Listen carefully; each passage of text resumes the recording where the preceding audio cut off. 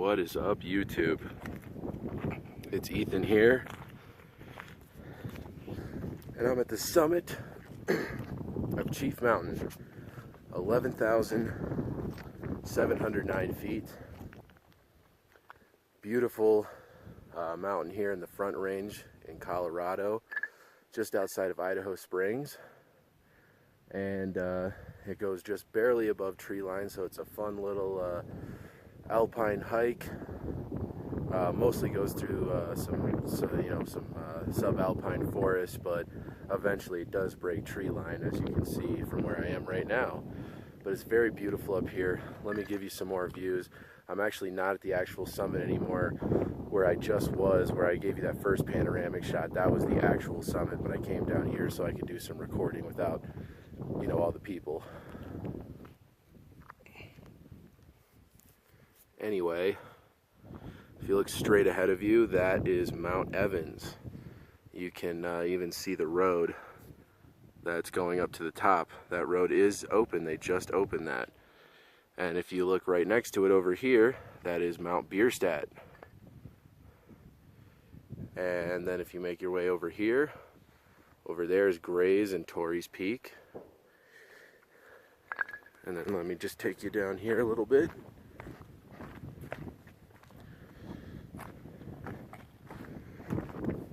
That, my friends, is the Continental Divide. Very beautiful.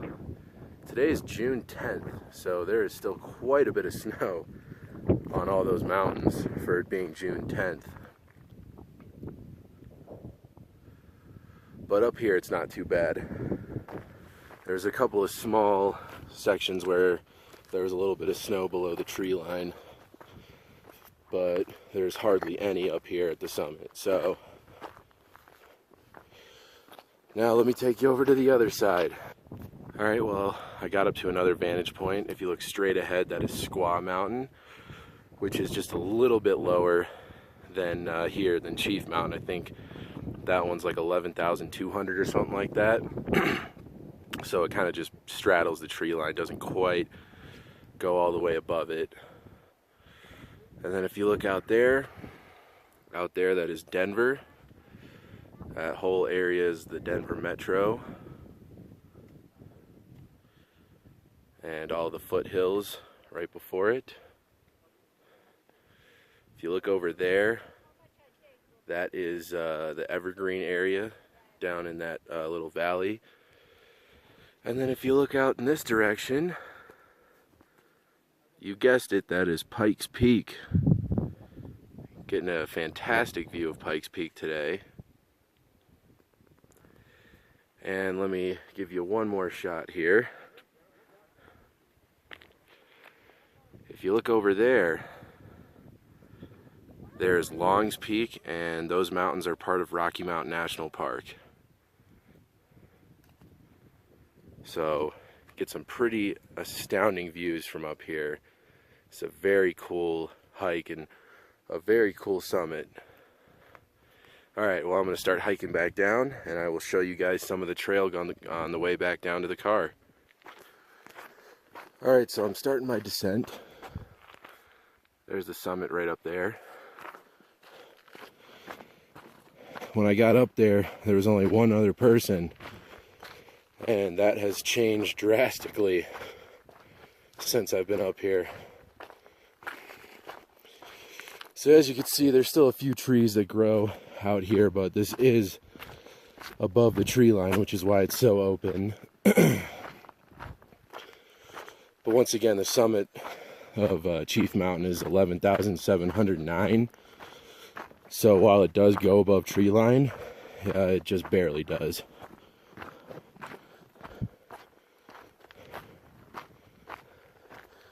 And for those of you who are curious, this trail is very easily accessible. It's right on Squaw Pass Road, right near where that old Echo Mountain ski area is. And it's about 10 miles further down Route 103, which is Squaw Pass Road, from where the turnoff for Mount Evans is.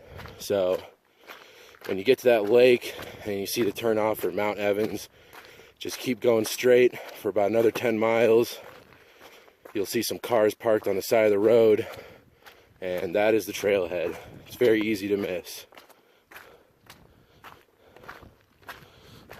Still getting some fantastic views.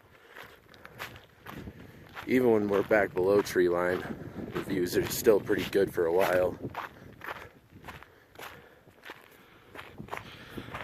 So it's still going down, and now there's even more people coming up to the summit, so looks like I picked a good time to start hiking back down. And as you can see, the views are amazing.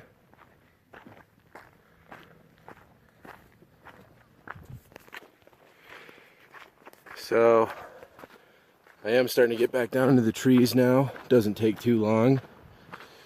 And as you can see, there's still some patches of snow. And I haven't really post-holed too much, but the snow is really soft here, so don't be surprised if you come here in the next couple of weeks and post-hole like crazy. Alright, well, the trees are still pretty thin here, but we are back below tree line now. By the way, for anyone who's wondering or looking into doing this hike, it's only 1.5 miles to the summit, so it's a very short trail, and it's about just over 1,000 feet of elevation gain. So as far as mountains go, that's not too bad at all. I was actually surprised by how easy this trail was.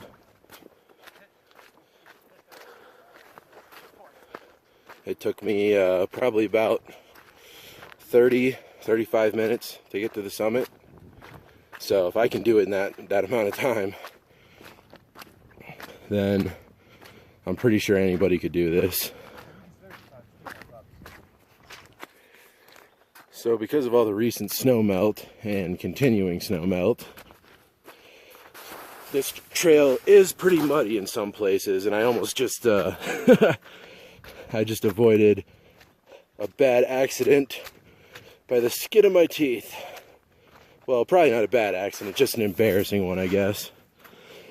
But anyway, perfect example of why you should be careful. I haven't really felt it necessary to use spikes or anything like that, because there's just not enough snow or ice to do that. And it's pretty warm right now, it's about 60 degrees, so. But you are probably going to get pretty muddy hiking this trail. I can pretty much guarantee you that.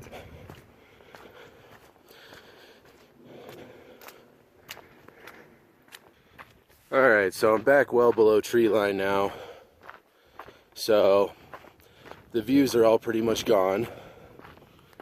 This is essentially what most of the rest of the trail looks like. Just you know, hiking through some thick pines. Haven't really seen any aspens on this trail, actually, but a lot of pine, which smells nice, unless you have allergies. In that case, it probably would smell like death.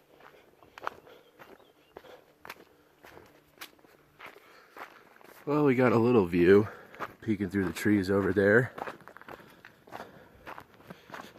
So I've probably gone down close to 1 mile by now, so I shouldn't be too far away from the trailhead.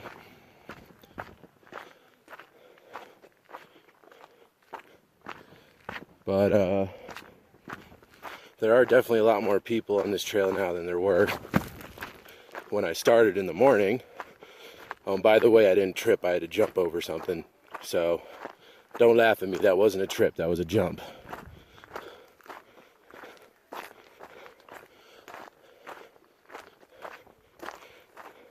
But yeah, I guess this trail gets pretty packed later in the afternoon. Because when I started this morning, it wasn't bad at all. Like I said, there was only one person at the summit when I got up there.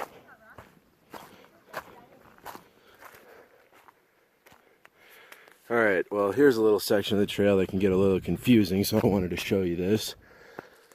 This is like a little forestry road here, and I'm pretty sure it actually goes up to Squaw Mountain because they got like cell towers up there. But this is the trail here, and then it continues right over here. So when you get to this point, don't be fooled by this little forestry road here. Just keep going on the trail. Just keep going straight. So, like I was saying, I would highly recommend getting an early start on this hike. I started at around 9:15, something like that. And there were very few people. I think I passed by like 4 other groups of hikers the whole time on the way up. And then when I first got to the summit, there was only one other person up there. So I would highly recommend getting an early start for hiking this trail. That way you can beat the crowds. And also it's always good practice to start a hike that would take you above tree line pretty early anyway. So,